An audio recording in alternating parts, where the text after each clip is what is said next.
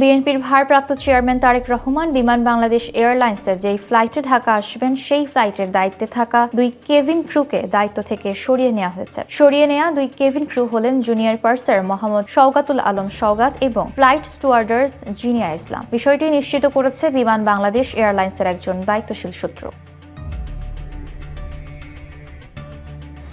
জীবন অবাক না করলে কে করবে? 28% মিল্ক ফ্যাটের অবাক করার সাথে ফ্রেশ মিল্ক পাউডার। জীবন অবাক করুক প্রতিদিন। তারেক রহমানের লন্ডন থেকে ঢাকায় ফেরার কথা রয়েছে 25 ডিসেম্বর বৃহস্পতিবার।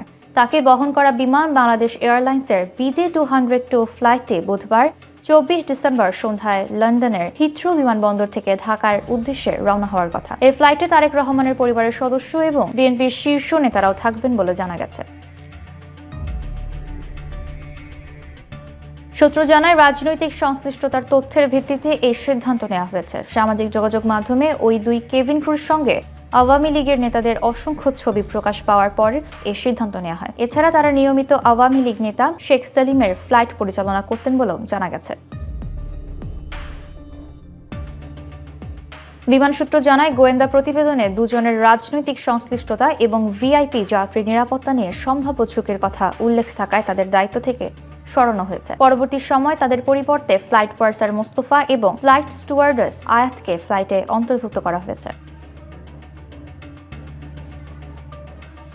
এর আগে চলতি বছরের 2 মে একই কারণে বিএনপি চেয়ারপারসন খালেদা জিয়ার একটি ফ্লাইট থেকেও গোয়েন্দা প্রতিবেদনের ভিত্তিতে দুই কেবিন ক্রুকে সরিয়ে দেওয়া হয়েছিল।